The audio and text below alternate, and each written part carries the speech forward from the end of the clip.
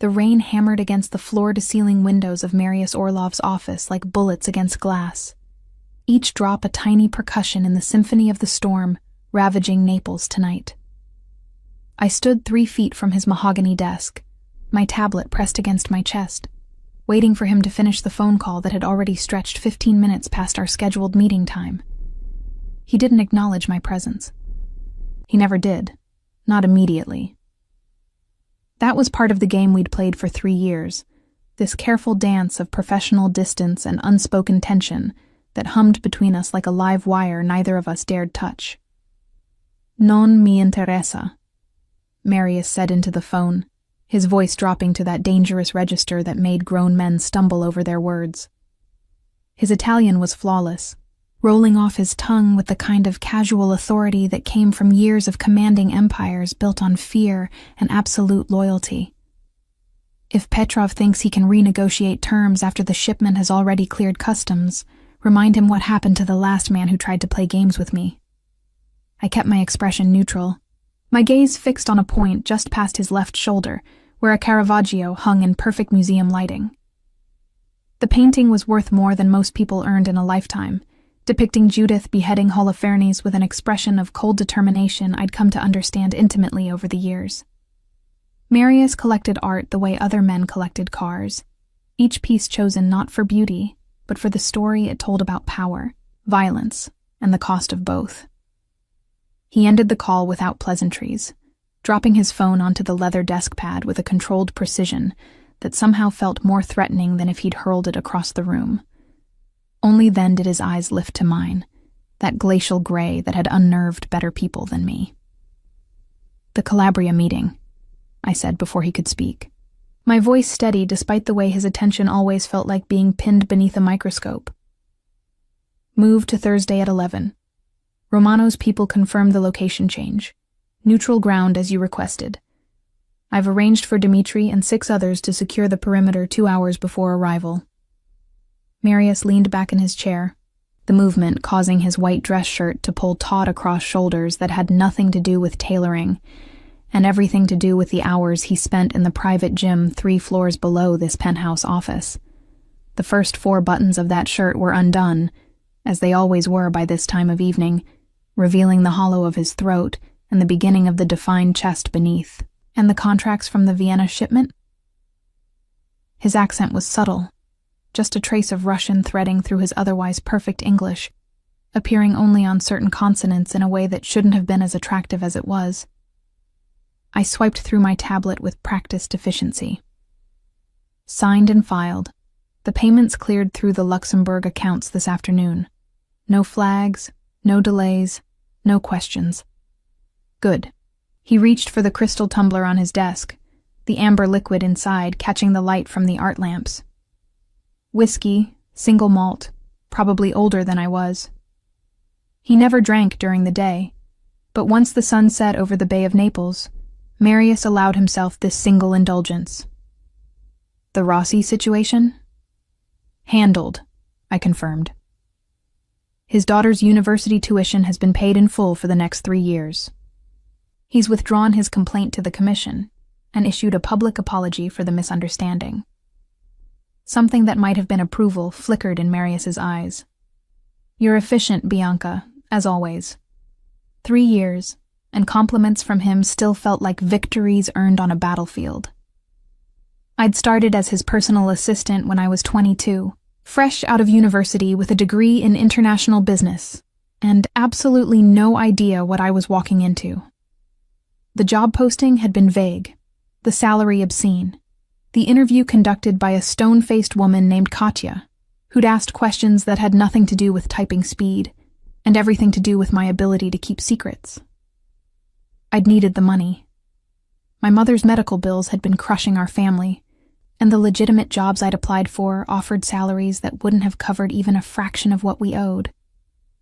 So when Katya had looked me dead in the eye and asked if I could work for a man whose business interests occasionally operated in gray areas, I'd said yes without hesitation. Gray areas. That's what they'd called it, as if Marius Orlov's empire was built on anything resembling legitimate commerce. I'd learned the truth within the first week. The shipments that came and went through his import-export company carried more than luxury goods. The meetings I scheduled were negotiations over territory, tribute, and the occasional need to remind someone of the cost of betrayal. The phone calls I screened included everyone from politicians to police commissioners to men whose names appeared on Interpol watch lists. But I'd also learned that Marius kept his word, paid his debts, and protected those who served him with a fierceness that bordered on fanatical. When my mother had needed experimental treatment not covered by insurance, he'd made a single phone call and the best oncologist in Europe had been on a plane to Naples within 24 hours. When a rival family had tried to use me as leverage against him 6 months into my employment, he'd responded with such swift and absolute brutality that no one had dared threaten me since. I was his assistant. That made me untouchable. It also made me his, in a way that had nothing to do with employment contracts and everything to do with the unspoken rules of his world. "There's one more thing," I said, consulting my tablet even though I'd memorized this part of my schedule hours ago. "I'll need to leave early tomorrow. Around 6. Marius had been lifting the whiskey to his lips. He paused, the glass suspended in mid-air, his attention sharpening with sudden focus. "Early? You never leave early." "I have plans." I kept my voice carefully neutral, professional. "I've already rescheduled your 8 o'clock with the auditors to Wednesday morning, and the contracts for the Athens property will be on your desk by 5. Everything will be handled before I go." The silence that followed felt heavy, weighted with something I couldn't quite name. Marius set down his glass with deliberate care, his gray eyes never leaving my face. "What kind of plans?" His voice was deceptively soft, the kind of soft that preceded violence in other contexts. This was the moment I'd been both anticipating and dreading. 3 years of perfect professionalism, of maintaining exactly the right distance, of pretending I didn't notice the way his gaze sometimes lingered on me a beat too long, or the way his jaw tightened when other men in his organization looked at me with anything resembling interest. 3 years of him never crossing that line, never making this complicated, never treating me as anything other than the most competent personal assistant he'd ever employed. 3 years of me telling myself that the tension between us was imagined, that the flutter in my stomach when he said my name was just nerves, that the dreams I occasionally had about those gray eyes darkening with something other than anger meant nothing at all. "A date," I said, meeting his stare with calm I didn't entirely feel. "I have a date." The change in Marius was subtle, but unmistakable. His shoulders tensed, just fractionally. His fingers, which had been drumming a lazy rhythm on the desk, went still. His expression remained neutral, but something flickered behind those gray eyes. Something dark and dangerous, and entirely too close to possession. "A date," he repeated, as if testing the word, finding it foreign on his tongue. "Yes." I refused to elaborate, refused to explain or justify. I was 25 years old. I was allowed to have a personal life, even if I'd neglected that part of myself for 3 years, while building my career in service to a man who commanded loyalty, through fear and respect in equal measure. Marius reached for something on his desk, his movements controlled and precise. A silver cigarette case I'd seen 1,000 times but never seen him open. He extracted a cigarette with fingers that were completely steady, placed it between his lips, and produced a lighter with his other hand. He didn't smoke. In 3 years, I'd never seen him smoke. He kept the cigarettes as a prop, a relic from his father's generation, something to do with his hands during tense negotiations. The flame flared to life, illuminating the sharp angles of his face, the strong jaw, the slight scar that traced his left eyebrow from some long-ago violence. He drew in slowly, the cherry of the cigarette glowing red in the dimness of the office, and then exhaled a thin stream of smoke toward the ceiling. "Who is he?"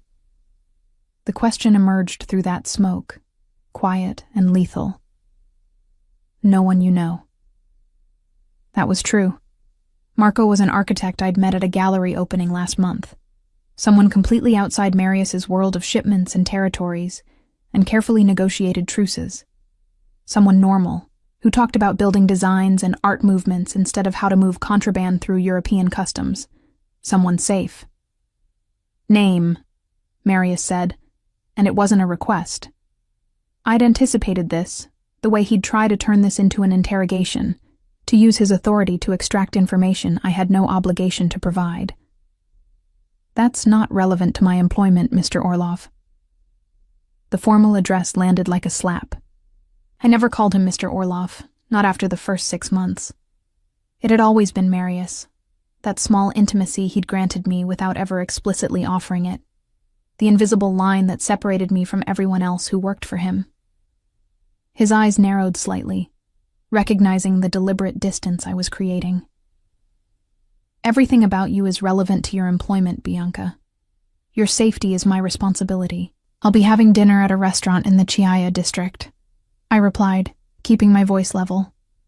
Public place, well lit, excellent security. I'll have my phone. If there's an emergency, you can reach me. That's not what I meant. He took another drag from the cigarette, the smoke curling around him like a living thing. I need to know who you're seeing. I need to vet him. No, I said simply. You don't. The word hung between us, a challenge I'd never issued before. In 3 years, I'd never told Marius Orlov no. I'd negotiated, suggested alternatives, provided different perspectives, but I'd never refused him directly. Until now. Something shifted in his expression, a crack in the carefully maintained facade of control. You're saying no to me? I'm saying that my personal life is my own, I corrected. You employ me, Marius. You don't own me. He stood then, the movement sudden enough to make my pulse spike despite years of learning to read his moods, to predict his reactions. But he didn't move toward me. Instead, he walked to the windows, his back to me, one hand thrust into the pocket of his tailored black trousers, while the other raised the cigarette to his lips. The rain continued its assault on the glass, and the city sprawled below us, a carpet of lights that represented his kingdom in all but name. Naples belonged to Marius Orlov in ways that had nothing to do with legal ownership and everything to do with the fear and respect he commanded. 3 years, he said, his voice so low I almost didn't hear it over the storm. 3 years you've worked for me. Not once have you asked for personal time. Not once have you mentioned seeing anyone. I haven't been seeing anyone, I admitted. This is new. How new?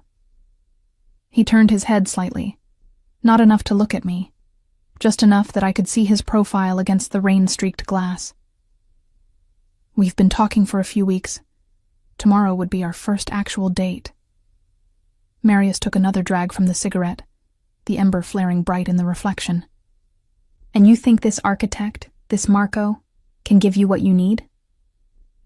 The fact that he knew Marco's name, despite my not having provided it, sent a chill down my spine. Of course he knew. Marius Orlov made it his business to know everything about everyone in his orbit, and I'd been in close orbit for 3 years. I think he's a good man, I said carefully. I think he deserves a chance. A good man, Marius laughed, the sound empty of humor. And what would a good man want with someone who works for a monster?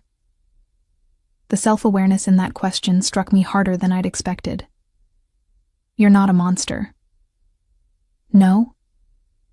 He turned then, finally facing me fully, and the expression on his face was something I'd never seen before. Not anger, not the cold calculation he showed enemies, but something raw and almost vulnerable. Then what am I? Bianca? What do you see when you look at me? The question felt like a trap, like one wrong word would shatter whatever careful equilibrium we'd maintained all this time. But I'd already crossed so many lines tonight. What was one more? I see a man who does difficult things to protect what's his, I said quietly. I see someone who keeps his word, who values loyalty, who built something extraordinary through sheer will. I see my employer. Your employer, he repeated, his mouth twisting slightly. Is that all? The air between us felt charged, electric, dangerous. This was the cliff's edge, the moment where everything could change irrevocably. I could lie, could maintain the professional distance we'd so carefully cultivated. Or I could tell the truth and deal with whatever consequences that brought. I need to have a personal life. Marius? I said instead, dodging the question entirely. I need to see if there's something normal waiting for me outside these walls. He studied me for a long moment, those gray eyes searching for something I wasn't sure I could give him. Then he nodded once, a sharp jerk of his head that spoke of resignation rather than acceptance. Go on your date, Bianca, he said, turning back to the window. We'll discuss your schedule adjustments in the morning. It felt like a dismissal, but also like a reprieve. I turned to leave, had my hand on the door handle when his voice stopped me. Bianca. I looked back. He was still facing the window, the cigarette burning forgotten between his fingers. Be careful, he said softly. The world outside these walls isn't as safe as you think. I left without responding, because there was nothing I could say that wouldn't make this worse. As the elevator descended from his penthouse office to the parking garage where my car waited, I let out a breath I didn't know I'd been holding. Tomorrow night, I would have dinner with Marco. I would laugh at his stories about difficult clients and architectural disasters. I would try to feel something, anything, that approximated the electric charge I felt every time Marius Orloff looked at me. I would try to be normal. But as I drove through the rain-soaked streets of Naples toward the small apartment I'd purchased with my generous salary, I couldn't shake the image of Marius standing at those windows, smoking a cigarette he didn't want, watching the city that belonged to him. And I couldn't shake the feeling that tomorrow's date had just become something far more complicated than I'd intended. The morning meeting started at exactly 8 o'clock, as all of Marius's meetings did.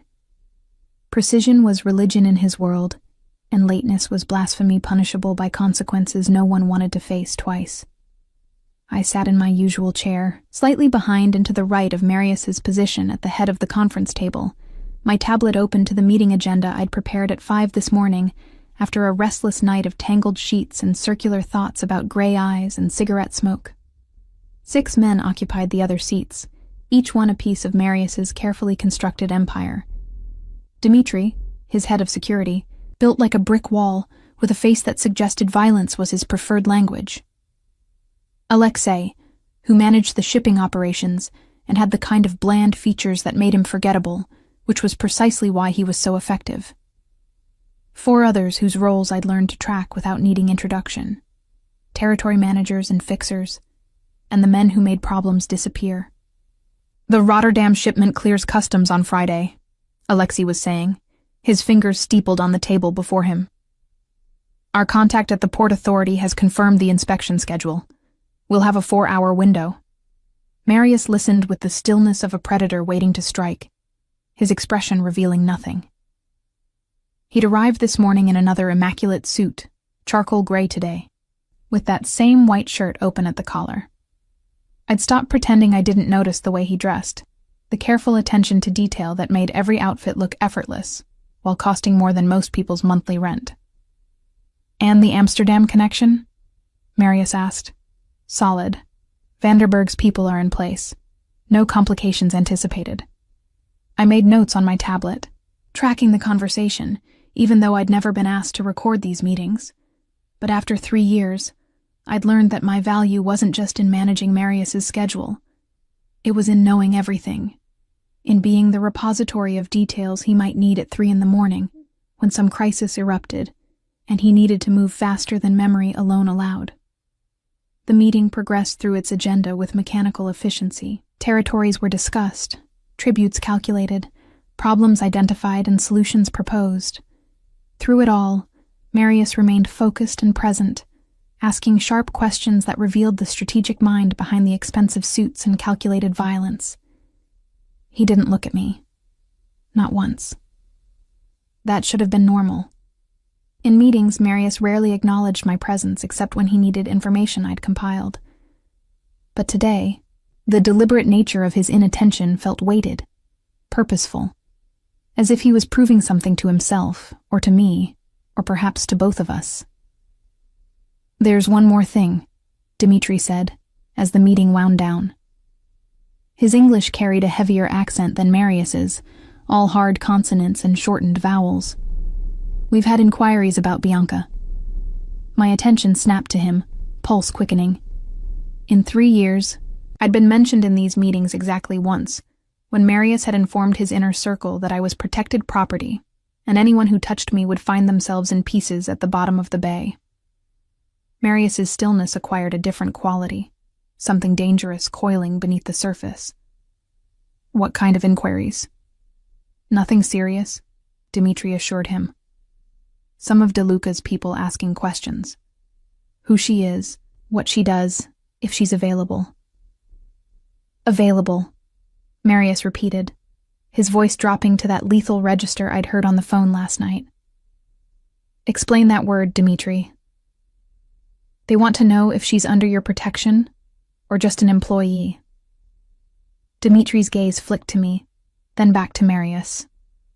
"DeLuca's nephew, Carlo. He saw her at the opera last month. Wants an introduction." I remembered that night.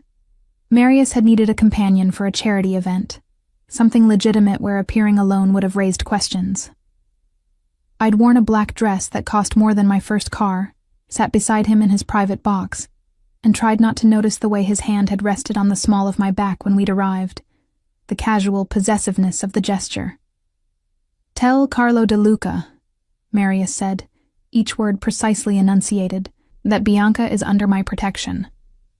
Tell him that any man who approaches her without my explicit permission will find out exactly what that protection means.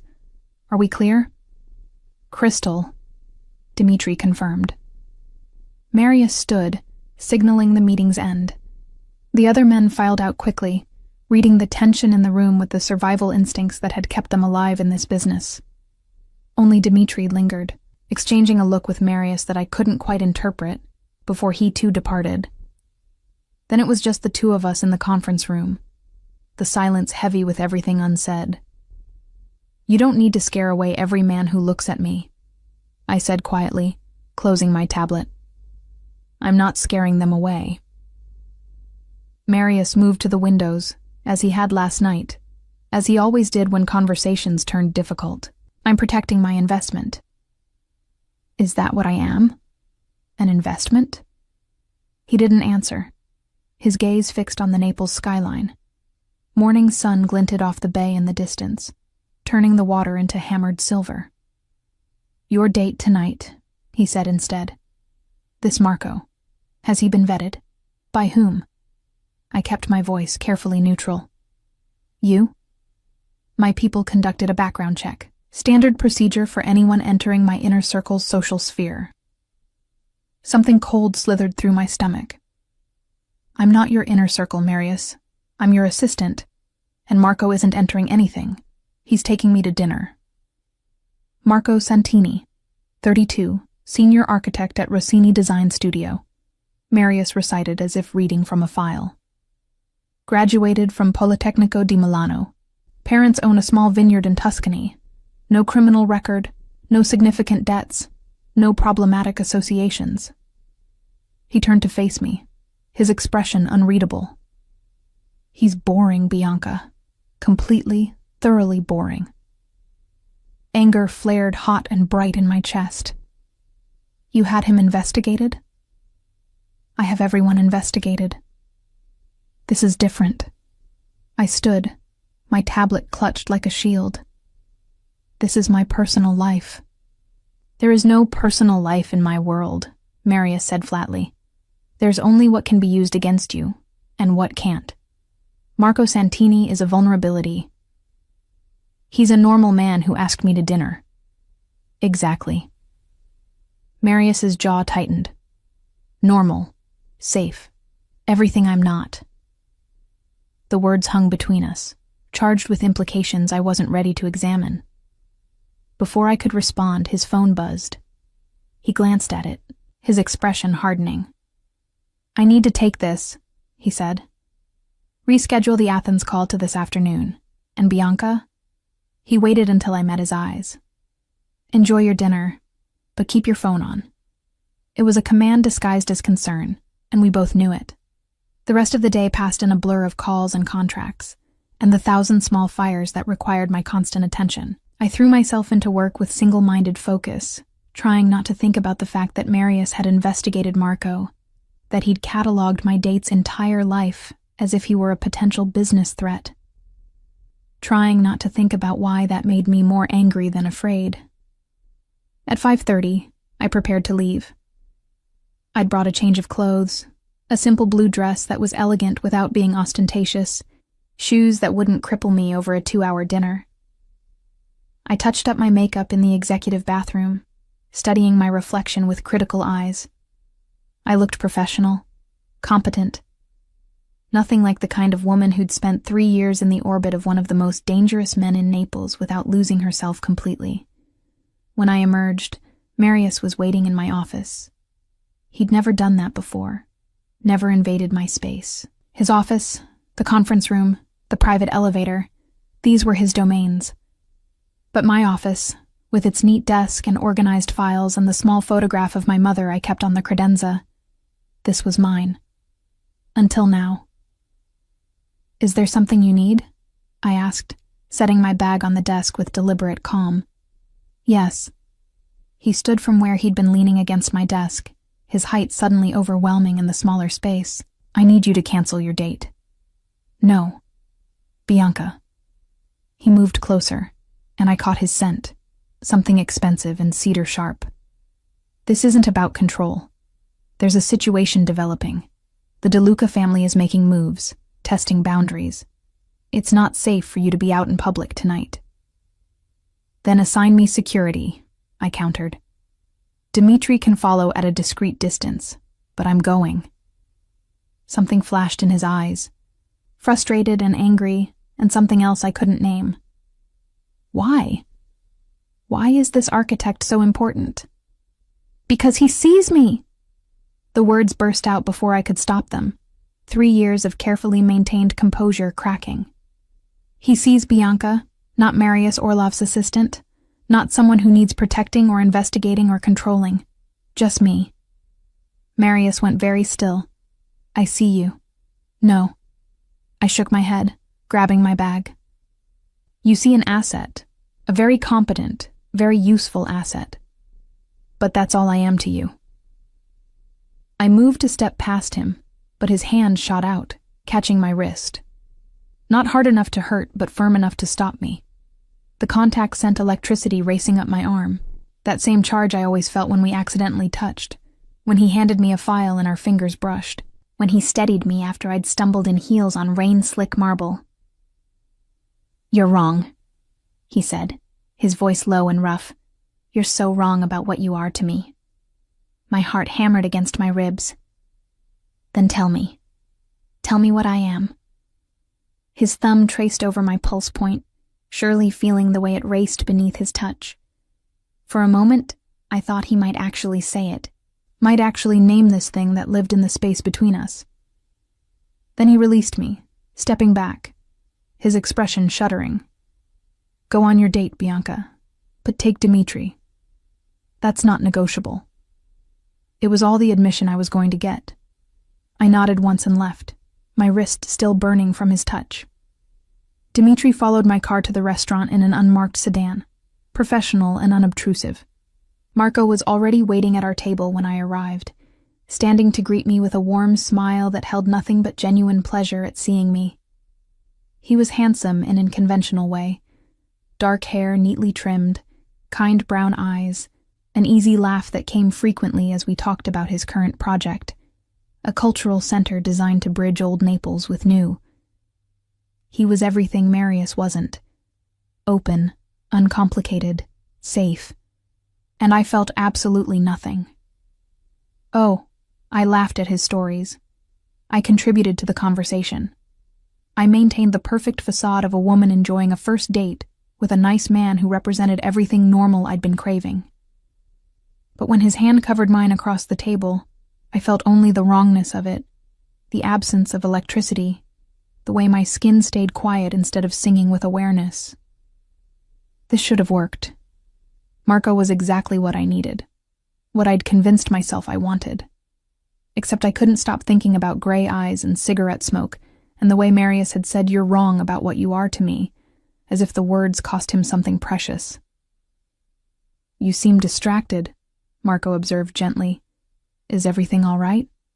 "Just work," I lied. "My boss is demanding." "The import-export business?" Marco's smile was sympathetic. "I can imagine. My cousin works in shipping. The stress is incredible. If he only knew. If he knew that my boss commanded an empire built on fear, that the men I scheduled meetings with were as likely to end those meetings with blood as with handshakes, that I'd become fluent in the language of violence through proximity alone. Would Marco still be sitting here, smiling at me, if he knew the truth? My phone buzzed. I ignored it. It buzzed again. "You can check that," Marco said. "Really, I don't mind." I pulled out my phone, expecting some manufactured crisis, some excuse for Marius to summon me back. Instead, there was a single text. "The DeLuca situation escalated. Dimitri is with you. Stay in public spaces. I'll handle this." Nothing about coming back. Nothing demanding my presence. Just that he'd handle it. That I was protected. That I should continue my date. "Everything okay?" Marco asked.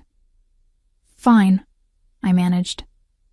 Just my boss confirming something. We finished dinner.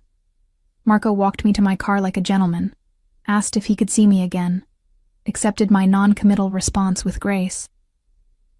He didn't try to kiss me, and I was grateful.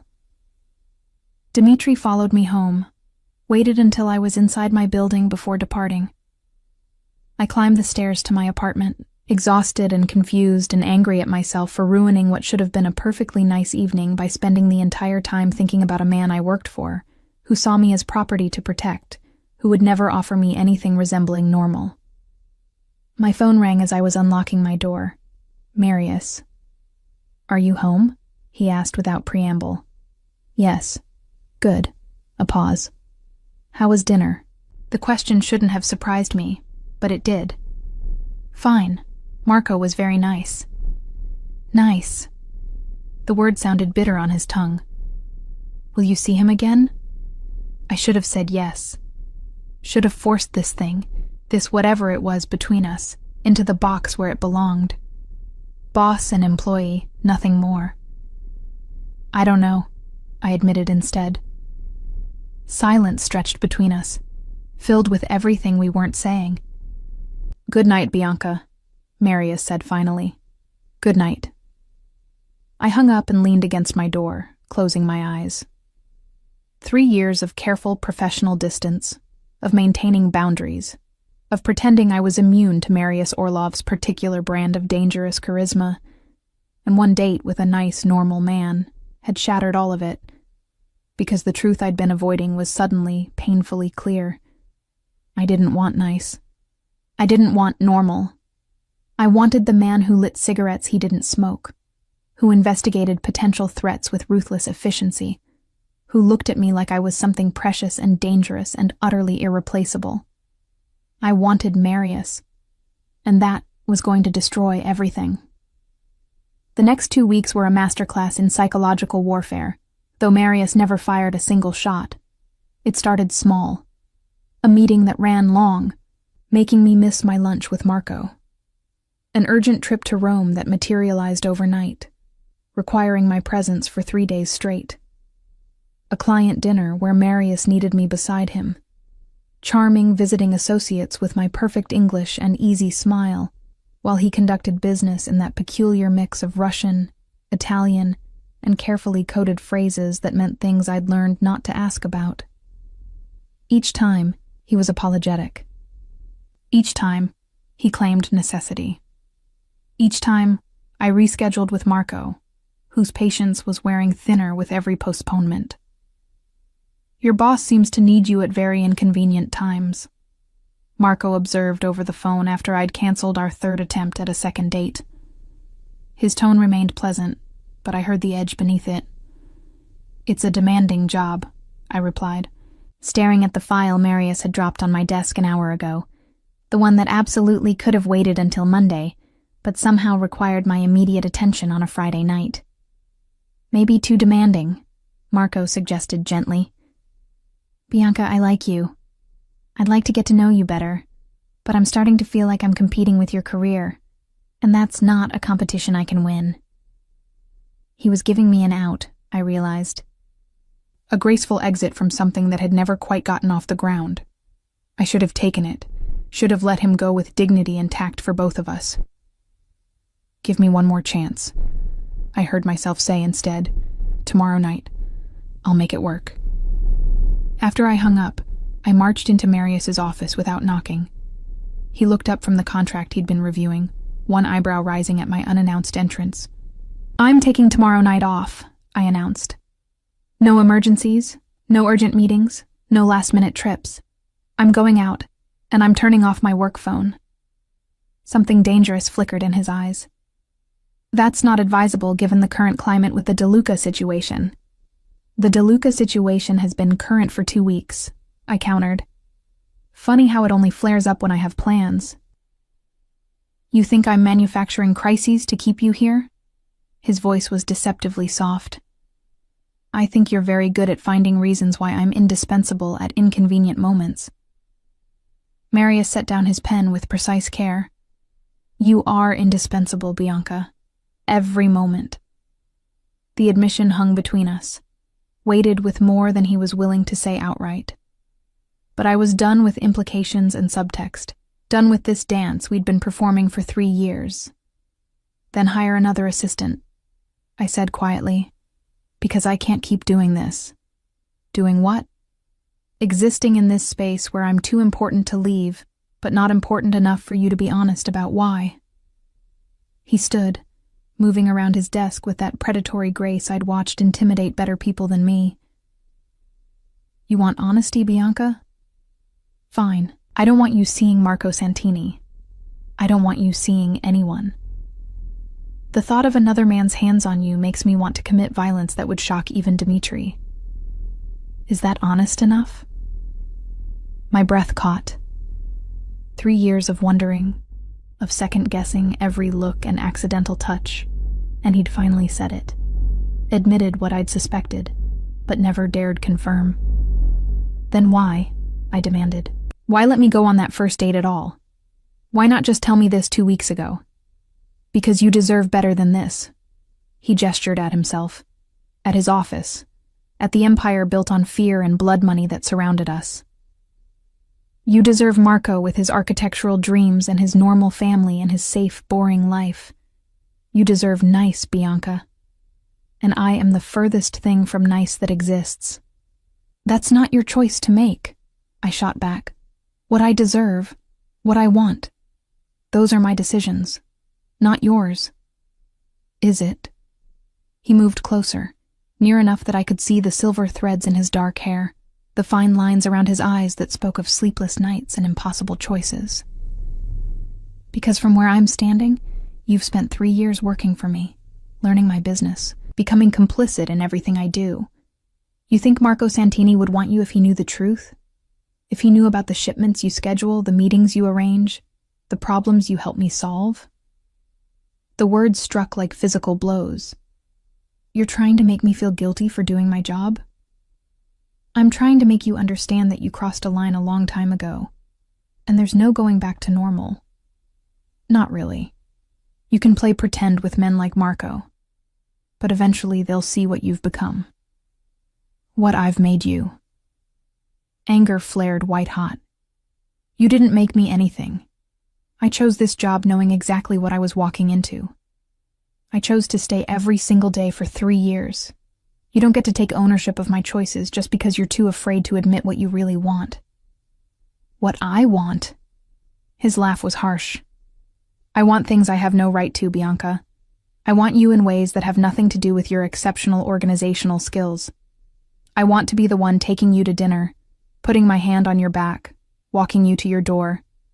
I want to ruin you for every other man who thinks he might have a chance. The raw confession stole my breath.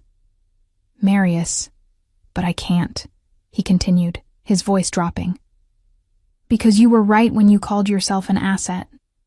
You're the one person in my organization who isn't afraid of me, who speaks to me like I'm human instead of a monster.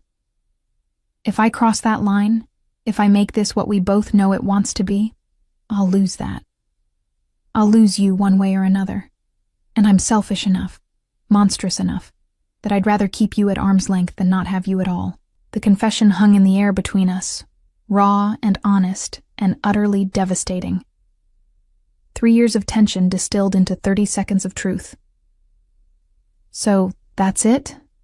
I asked, my voice barely above a whisper. We just pretend this conversation never happened?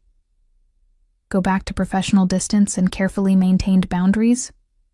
That would be wise, he agreed. But he didn't move away, didn't put that distance back between us. I'm tired of wise, I admitted. I'm tired of safe. I went on that date with Marco hoping I'd feel something, anything that would make sense. Instead, I spent the entire evening wishing he was you. Marius closed his eyes, his jaw clenching. Don't. Don't what? Don't tell you the truth? You demanded honesty, Marius. Here it is. I don't want nice. I don't want normal. I want you, with all your dangerous complications and impossible moral ambiguity. I've wanted you for longer than I'm willing to admit. When he opened his eyes, the gray had darkened to something molten. You don't know what you're asking for. Then show me. It was a challenge and an invitation. Stop making decisions for me. Stop protecting me from yourself.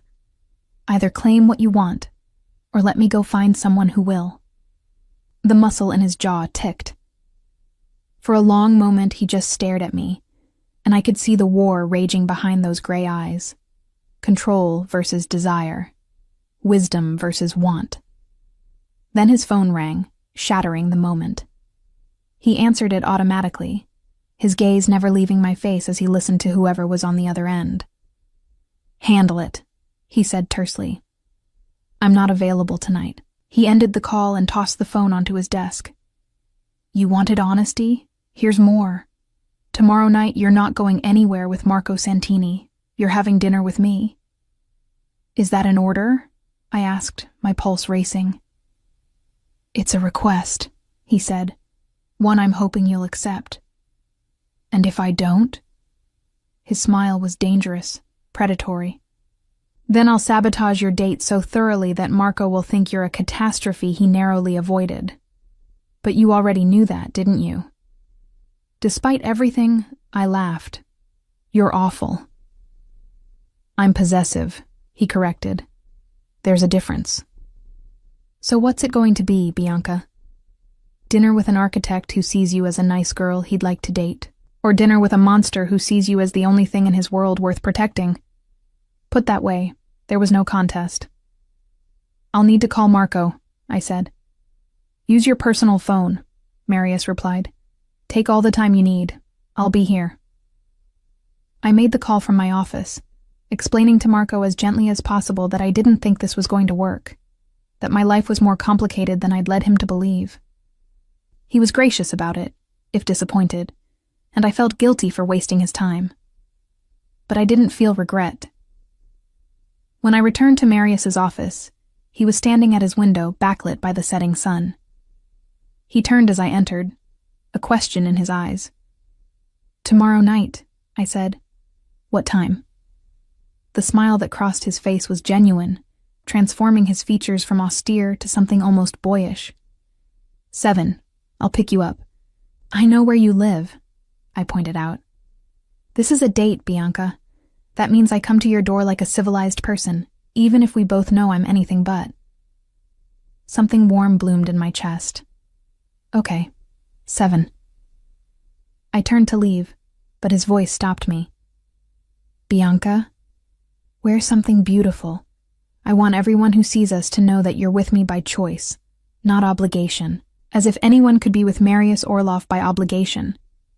As if he wasn't the kind of man women gravitated toward despite every warning, every red flag, every logical reason to run. That night, I stood in my closet, running my hands over dresses I'd accumulated over 3 years of attending events at Marius's side. Each one a memory. The blue one from the opera where Carlo De Luca had first noticed me, the black from a charity gala where Marius's hand on my back had burned through fabric, the silver from a New Year's celebration where we'd stood on his terrace at midnight, not quite touching, watching fireworks explode over the bay. I chose red, deep scarlet that hugged my curves and declared intentions I was done hiding. If I was doing this, if I was crossing this line with Marius Orloff, I was doing it with my eyes wide open, knowing exactly what kind of man I was choosing. A dangerous one, a possessive one. A man who built empires on fear and maintained them with ruthless efficiency, but also a man who'd protected me for 3 years, who valued my competence, who looked at me like I was precious and irreplaceable and utterly necessary. My phone buzzed with a text. Sleep well, Bianca. Tomorrow changes everything. I stared at those words for a long time before responding. I know. I'm counting on it. His reply came immediately. No going back after tomorrow. You understand that? I don't want to go back, I typed. I want to go forward. With you. The 3 dots appeared, disappeared, appeared again. Finally. Then tomorrow, you're mine. Completely. No more holding back. I should have been terrified. Should have recognized the possessive claim for what it was. A man who thought in terms of ownership and control. Instead, I felt something close to relief. Because for 3 years, I'd been holding back, pretending, maintaining careful distance from something that wanted to consume us both. Tomorrow, we'd stop pretending. Tomorrow, we'd see if what we'd built in stolen glances and careful words could survive in the harsh light of reality. Tomorrow, I'd discover if choosing Marius Orloff was the bravest thing I'd ever done, or the most catastrophic mistake of my life. Either way, there would be no going back. The scarlet dress fit like sin and promise, the fabric moving like water as I turned before my bedroom mirror. I'd spent an hour on my hair, another on makeup that looked effortless, but had required surgical precision to achieve. My hands shook slightly as I fastened the diamond earrings I'd bought myself last Christmas, a small luxury from my generous salary. My phone showed 6:47. Marius was never late. In 3 years, I'd never known him to be anything other than ruthlessly punctual. At 6:50, my doorbell rang. I took a breath, steadying myself, then opened the door. Marius stood in my hallway dressed in a black suit that had been tailored to his exact specifications. No tie. The collar of his white shirt opened to reveal the hollow of his throat. His hair was slightly damp, as if he'd showered recently, and he smelled of cedar and something darker, more primal. His eyes traveled over me slowly, taking in every detail from my heels to my carefully styled hair. When his gaze finally met mine, the gray had darkened to something molten.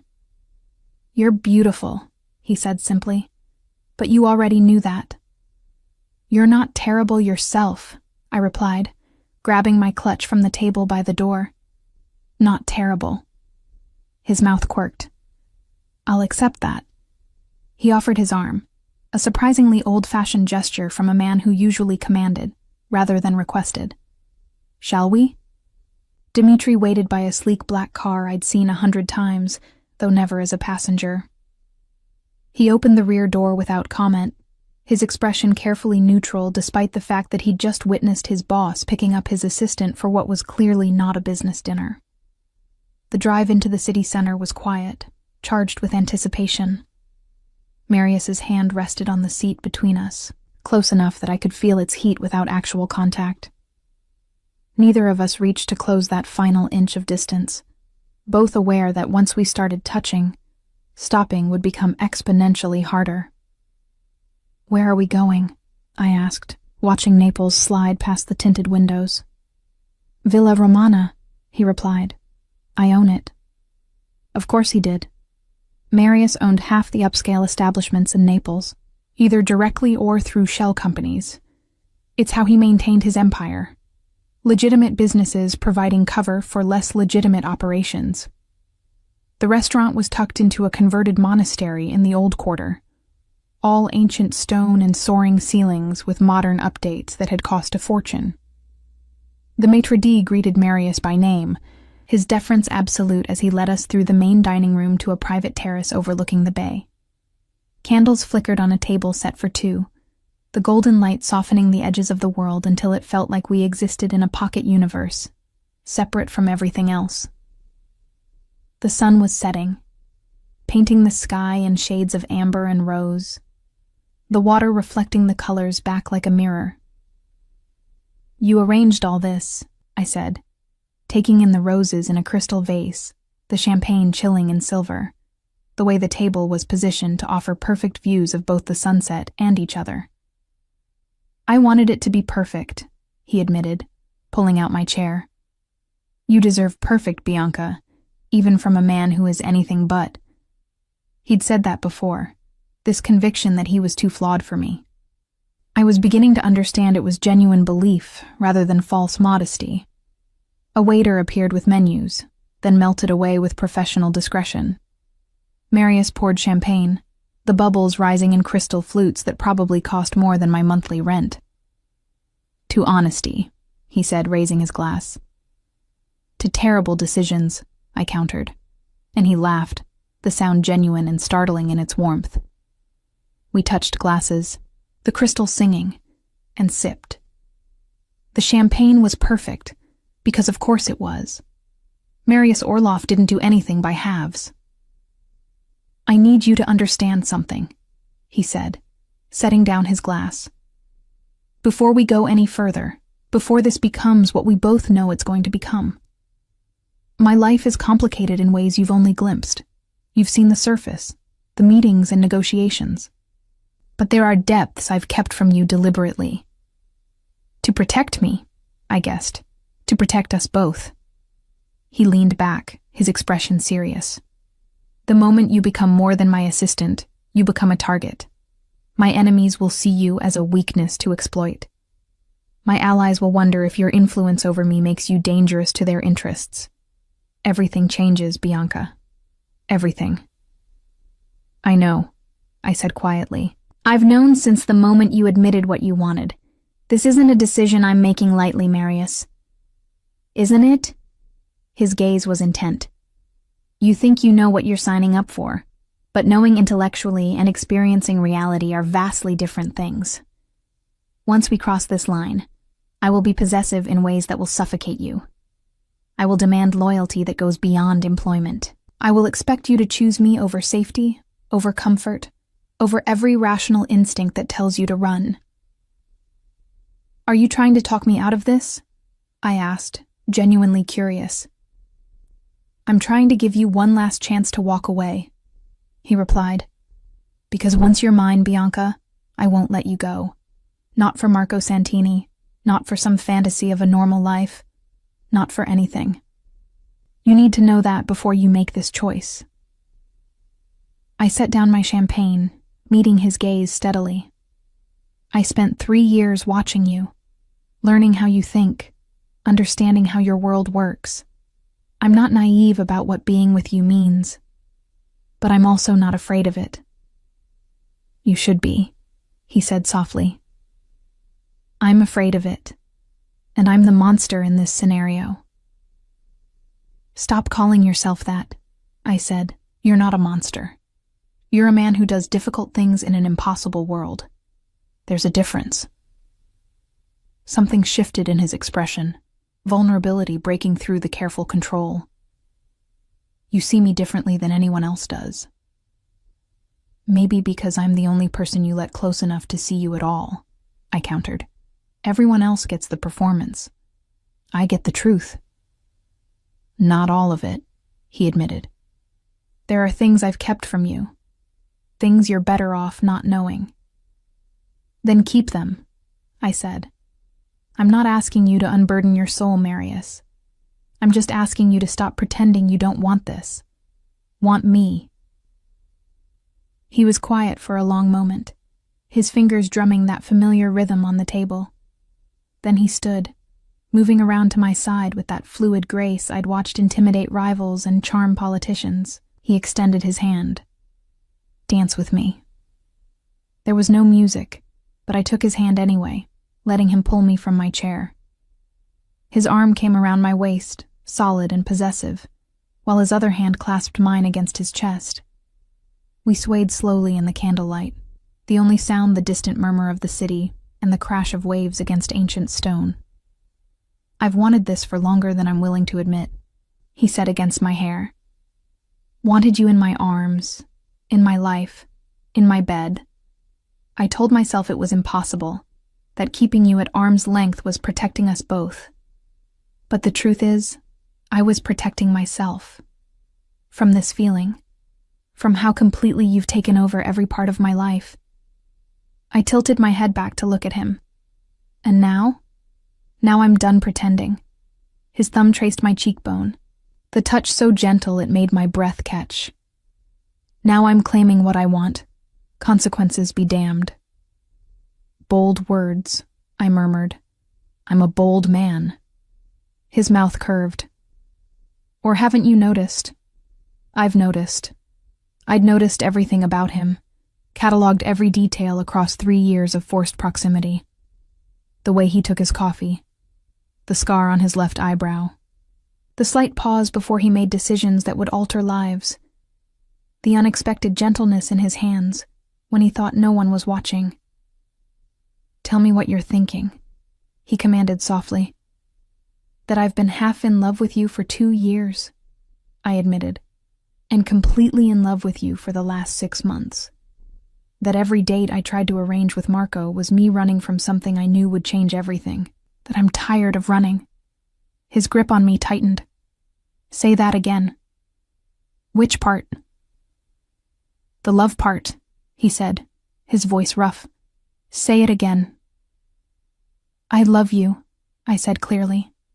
I love you, and I know that's probably the most dangerous thing I could admit to a man like you, but I'm done hiding it. I'm done pretending that what I feel is anything less than complete and absolute. Something in him broke. I saw it happen. Watched the careful control shatter as he pulled me closer, his forehead dropping to rest against mine. Bianca, he breathed. My Bianca. Do you have any idea what you've just given me? What power you've handed over? I know exactly what I've given you, I replied. The same thing you're about to give me. His laugh was shaky. You think I'm about to confess my feelings like some lovesick boy? I think you already have, I said. In every text, every manufactured crisis to keep me close, every moment of jealousy you tried to disguise as protection. You love me, Marius Orlov. You're just terrified to say it out loud. Terrified, he agreed. Because men like me don't get to keep the things we love. We destroy them, or lose them, or watch them destroyed. I've spent 3 years trying not to love you, and it hasn't worked. You're in my blood, Bianca. You're the first thing I think about when I wake, and the last before I sleep. You're in every decision I make, every risk I calculate. You've been mine for so long that I don't remember what it felt like before. Then say it, I challenged. 3 words, if you mean them.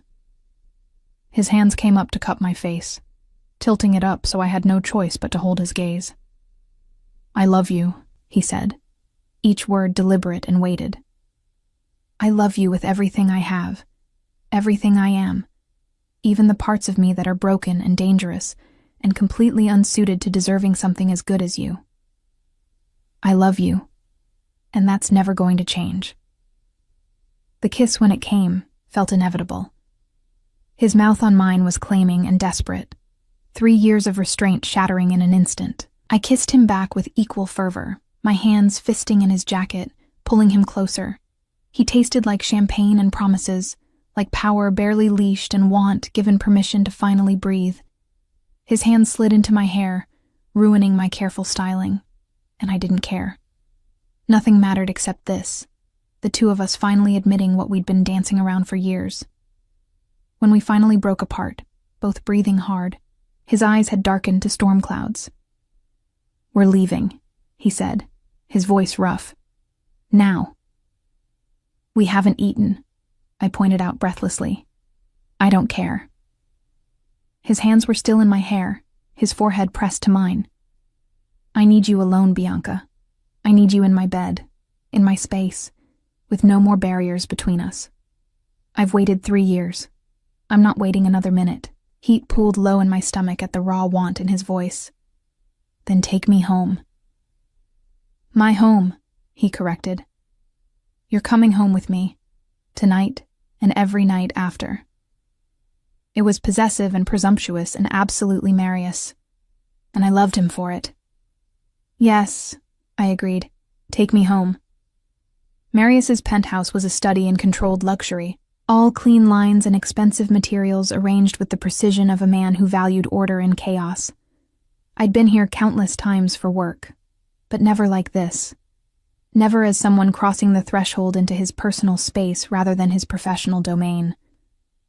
The door closed behind us with a soft click that seemed to echo in the sudden quiet. We stood in the foyer, the city sprawling below through floor-to-ceiling windows, neither of us quite ready to take the final step that would change everything irrevocably. "Second thoughts?" Marius asked, his voice low and careful. "None," I replied honestly. "You?" "Too many to count." His hand came up to cup my cheek, thumb tracing the line of my jaw. "But none of them matter more than having you here." He kissed me again, slower this time, less desperation and more discovery. His hands mapped my waist, my hips, the curve of my spine through scarlet fabric. I learned the shape of him through expensive wool, the hardness of muscle beneath civilized clothing, the way his breath caught when my fingers found the buttons of his shirt. "Bedroom?" he murmured against my mouth. "Unless you want our first time to be against this wall." "I've waited 3 years," I said, working the first button free. "I can wait 30 more seconds." His laugh was rough as he swept me up, carrying me through his apartment to a bedroom dominated by a massive bed. He set me down gently, his hands already reaching for the zipper of my dress.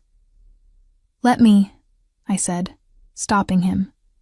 "I want you to watch."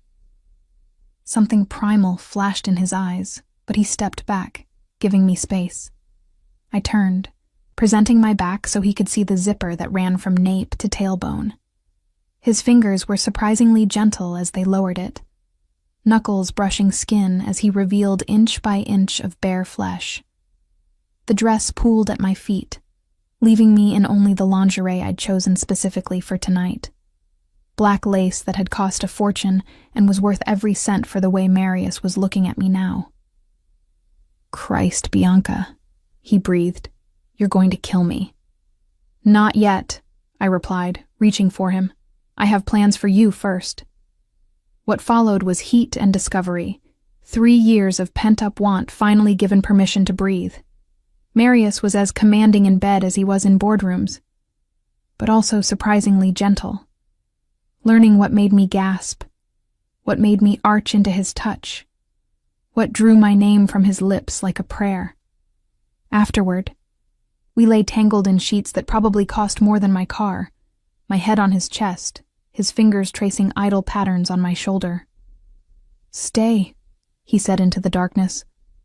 "I'm not going anywhere," I assured him. "No, I mean permanently." He shifted so he could look at me. "Move in with me. Be with me completely, not just when it's convenient or after work hours. I want you in my life, Bianca. All of it." I propped myself up on one elbow, studying his face in the dim light filtering through the windows. "That's a big step." "I'm aware." His hand came up to tuck hair behind my ear.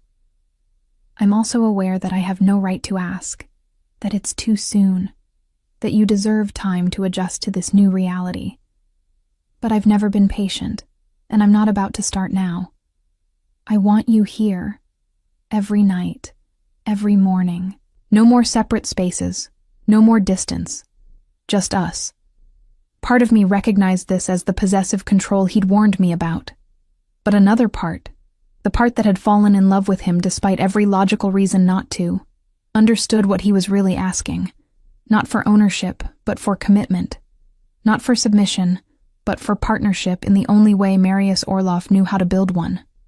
Okay, I said. He blinked. Okay? I'll move in, I clarified. On one condition. Wariness crept into his expression. What condition? I keep my apartment, I said firmly. Not because I'm planning to run, but because I need to know I have somewhere that's mine if I ever need space. I need that security, Marius, that safety net. I waited for him to argue, to demand absolute surrender to his terms. Instead, he nodded slowly. Fair enough, he agreed, though I'm going to do everything in my power to make sure you never want to use it. I'm counting on that, I replied, settling back against his chest. We were quiet for a long moment, the intimacy of silence speaking louder than words. Then Marius's phone buzzed on the nightstand, shattering the peace. He reached for it automatically, old habits dying hard even in the aftermath of finally getting what he wanted. I watched his expression change as he read the message, professional focus replacing post-coital contentment. Problem? I asked. Possibly. He set the phone down, but I could see his mind already shifting into strategic mode. The Amsterdam shipment. There's been a complication. I'd learned enough about his business to read between those lines. Complication meant someone had either betrayed him or tried to take what was his. Either way, it required his attention. Do you need to go? I asked, already knowing the answer. Not tonight, he said, pulling me closer. Tonight, you're more important than business. Dmitri can handle the initial assessment. I'll deal with it in the morning. The fact that he was choosing me over work, over the empire he'd built and maintained with ruthless efficiency, said more than any declaration could have. Marius Orloff didn't delegate important matters, didn't trust anyone else to handle crises. Except apparently, when the alternative was leaving my bed. Tell me something, I said, tracing the scar on his ribs I'd discovered earlier. How long have you actually been in love with me? His hand stilled on my hair. You want the truth? Always. Since the night you came to me 6 months into your employment, he said quietly. You'd been dealing with your mother's medical bills, and I'd arranged for her treatment. You came to my office to thank me, and you were crying. Not dramatic tears, just quiet sadness for what you couldn't fix on your own, and you looked at me like I'd saved the world instead of just making a few phone calls. I remembered that night. Remembered the overwhelming gratitude I'd felt, the surprise that this dangerous man had shown such unexpected kindness. You became real to me in that moment, he continued. Not just competent, not just useful. Real, human. Someone who felt things deeply and tried to hide it behind professionalism. I wanted to protect that softness, even as I wanted to possess it completely. Possessive, I murmured. Excessively. He agreed without apology. It's who I am, Bianca. I warned you.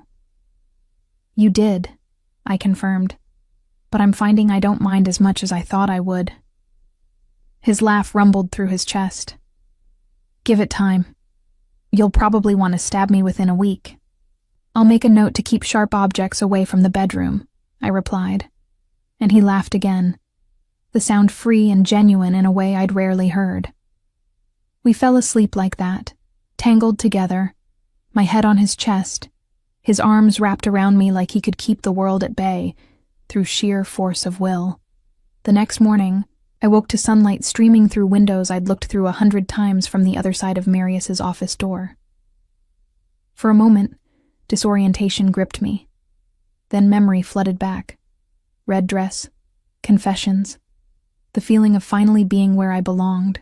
Marius was already awake, propped against the headboard with his tablet, conducting business from bed with the same focus he brought to everything. He'd put on reading glasses I'd never seen before, and they made him look almost professorial, softening his dangerous edges. "Good morning," he said without looking up from whatever report he was reviewing. "There's coffee on your nightstand. 2 sugars, splash of cream, exactly how you like it." I sat up, accepting the mug he'd prepared. "You're working." "The Amsterdam situation required attention," he replied, finally setting aside the tablet. "But it's handled now." Dmitri was efficient, as always. "What happened?" I asked, genuinely curious about the business I'd been adjacent to for 3 years but never fully inside. Marius studied me for a moment, as if weighing how much to reveal. Then he sighed. "Someone tried to skim from the shipment," he said. "A relatively small amount, probably thinking it wouldn't be noticed. They were wrong." "And now?" I asked, fairly certain I knew the answer. "And now they're being reminded of the cost of betrayal," he replied, his voice flat and emotionless. "Nothing fatal, but memorable enough that no one else will try the same thing." This was the reality I'd chosen, not just the man who'd held me tenderly last night, but the one who ordered violence with the same casualness other men ordered coffee. The duality that made Marius who he was.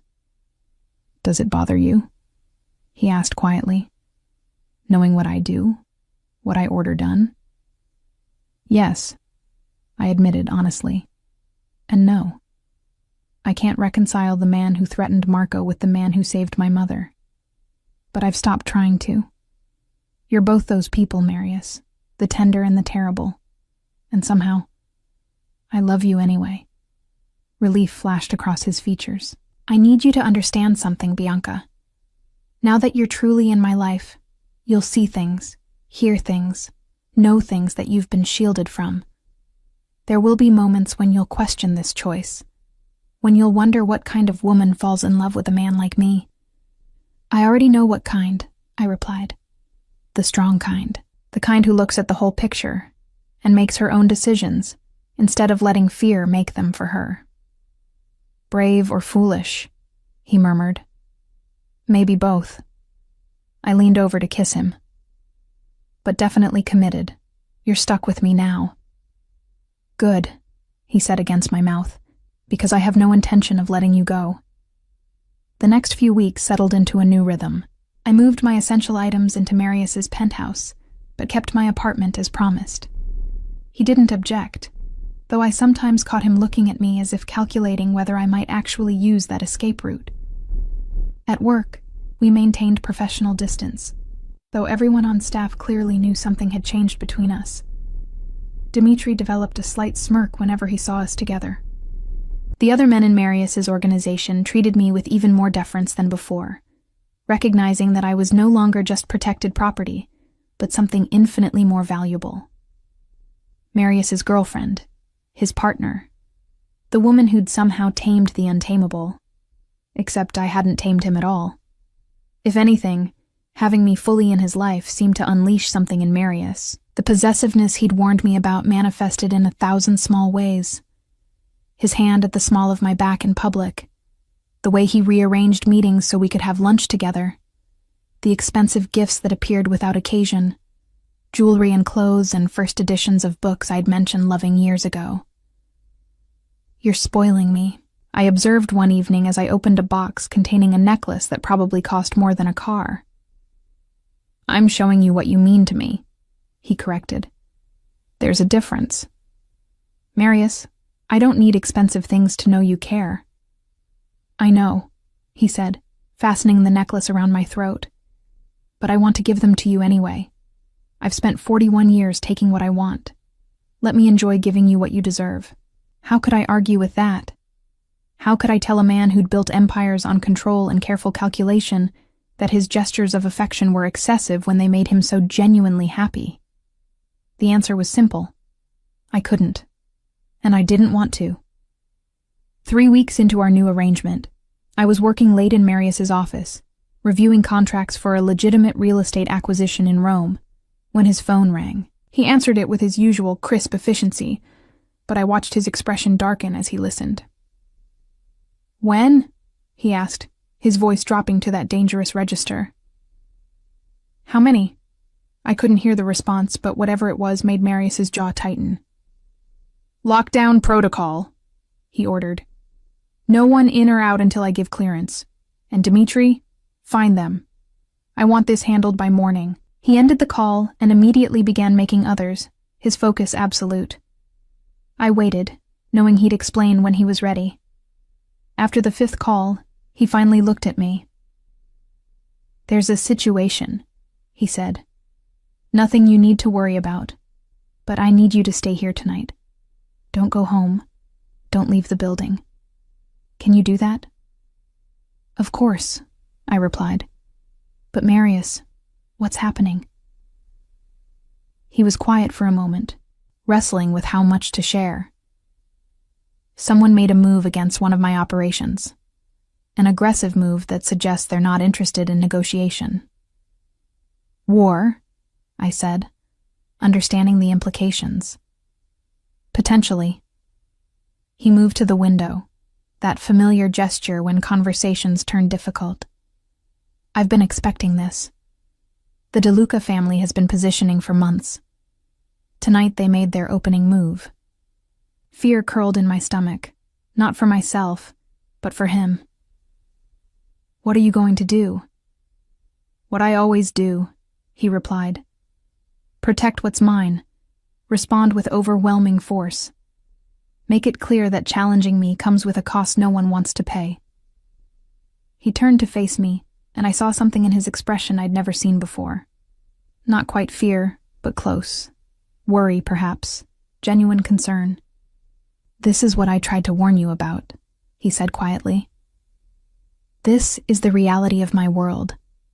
Threats and counter-threats, violence met with greater violence, an endless cycle of dominance and submission where weakness means death." I stood, crossing to him at the window. "I know. Do you?" His hands came up to grip my shoulders. "Because once this starts, it won't stop until someone is destroyed completely. And you're now part of that equation, Bianca. You're leverage against me, a potential target, something my enemies will see as a weakness to exploit. Then we make sure they see me as a strength instead," I replied, surprising myself with the conviction in my voice. "I'm not some delicate flower who needs protecting from reality, Marius. I'm the woman who chose you knowing exactly what that meant. I'm not running, and I'm not hiding. We face this together, or not at all." Something shifted in his expression. Pride and possessiveness, and that deep, abiding love that still sometimes shocked me with its intensity. "Together," he agreed. "But Bianca, I need you to promise me something." "What?" "If I tell you to run, you run," he said seriously. "No arguments, no hesitation. If it comes to that, if the situation becomes untenable, I need to know you'll save yourself even if I can't." "Marius, promise me," he insisted. "It's the only way I can function if this escalates, knowing that you'll prioritize your safety over loyalty to me." I understood what he was asking. The ultimate insurance policy. The knowledge that even if he fell, I would survive. "I promise," I said, "but it won't come to that." "You can't know that," he replied. "Yes, I can," I countered, "because you're Marius Orlov, and you don't lose, ever." His smile was grim. "There's always a first time." "Not tonight," I said firmly. "Not with me to fight for. You're too stubborn to let anyone take what's yours, and I'm definitely yours." "Damn right you are," he agreed, pulling me close. Mine. Completely. And heaven help anyone who thinks otherwise. We stayed like that for a long moment, wrapped in each other, while his empire mobilized for war around us. Outside the windows, Naples glittered with lights, beautiful and dangerous, and entirely unaware of the battle about to be fought in its shadows. This was my life now. Luxury and danger, power and vulnerability, a love so intense it sometimes felt like drowning. And I wouldn't have changed it for anything. The war, when it came, was quiet. Not the explosive violence of movies, but calculated moves and counter-moves played out in shipments that disappeared, operations that mysteriously failed, businesses that suddenly found themselves unable to function. Marius fought back with surgical precision, dismantling DeLuca interests with the same cold efficiency he brought to everything. I watched from the sidelines, handling his legitimate business while he orchestrated the shadow war that consumed his nights. It took 3 weeks. 3 weeks of sleepless nights and tension so thick it was hard to breathe. 3 weeks of Dimitri's grim reports and Marius's increasingly dangerous mood. 3 weeks of me refusing to leave his side despite his increasingly insistent suggestions that I stay away. The end came abruptly. One morning, Marius emerged from a meeting with an expression I'd learned to recognize. Satisfaction, cold, and absolute. "It's done," he said simply. DeLuca accepted terms. "What terms?" I asked. "Complete withdrawal from Naples. Forfeiture of 3 key operations. Public acknowledgement of my territory." His smile was predatory. They overplayed their hand. Now they pay the price. Relief washed through me. "It's over?" "This particular battle," he confirmed. "There will be others. There always are. But for now, we've won." That night, I found him on the terrace of the penthouse, a cigarette burning between his fingers. He'd been smoking more during the conflict, the habit he claimed not to have fully manifesting under stress. "You're going to ruin your lungs," I observed, joining him at the railing. "I'll quit tomorrow," he replied, as he had every other time I'd made similar comments. "You said that yesterday." "Tomorrow," he insisted, but stubbed out the cigarette anyway. "How are you feeling about all this?" "Honestly?" I leaned against him. "Relieved it's over. Proud of you for winning. Slightly concerned about what comes next." "Next is peace," he said. "For a while, at least. Time to focus on the legitimate businesses. Time to remind Naples why it's better to work with me than against me. Time for us," I added. "That too." He turned to face me fully. "Bianca, I need to ask you something." Something in his tone made my pulse quicken. "What?" Instead of answering, he reached into his pocket and withdrew a small velvet box. My breath stopped as he opened it, revealing a ring that caught the city lights and scattered them like stars. "I know it's fast," he said. "I know we've only been together a few months, even though I've been in love with you for years. I know that asking you to bind yourself to me legally is asking you to make yourself an even bigger target than you already are. But I'm asking anyway." "Marius, let me finish," he interrupted gently. "You've seen the worst of me these past weeks. The violence, the ruthlessness, the part of me that solves problems with force rather than negotiation. You've seen me at war, Bianca, and you didn't run. You stood beside me, kept my business running, were the calm in my storm. You're my partner in every way that matters. I want to make that official." He took a breath, and for the first time since I'd known him, Marius Orloff looked nervous. "Marry me," he said. "Not because it's logical or strategic, but because I love you. Because you're the best decision I never meant to make. Because I want to spend whatever time I have left on this earth making sure you never regret choosing a monster." I looked at the ring, at the man holding it, at the life he was offering. Dangerous and unpredictable, and absolutely nothing like I'd imagined my future would be, and I'd never wanted anything more. "You're not a monster," I said, taking the ring from the box and sliding it onto my finger. "You're just Marius, complicated and possessive and mine. And yes, I'll marry you." The kiss that followed was claiming and tender, celebration and relief. When we finally broke apart, he rested his forehead against mine. "You're sure?" he asked. "Because there's no going back after this." "I've been sure since the night you lit that cigarette," I replied. "Maybe even before. Stop giving me chances to run, Marius. I'm not going anywhere." "Good," he murmured, "because I'm never letting you go." 6 months later, we married in a small ceremony attended only by those closest to us. My mother, recovered and glowing with health thanks to Marius's intervention. Dmitri, standing as best man with barely concealed approval. A handful of others who'd earned their place in our strange, dangerous family. Nothing about it was conventional. Nothing about us was conventional. But as I stood beside Marius Orlov, promising forever to a man who commanded empires and inspired fear, I'd never been more certain of anything. This was my choice. My life. My love. And I regretted nothing. So, what did you think? Leave a like if you enjoyed it and comment. Would you have made the same choice as her? Share with someone who loves these stories. There's always more at Emma Romance Library. See you soon.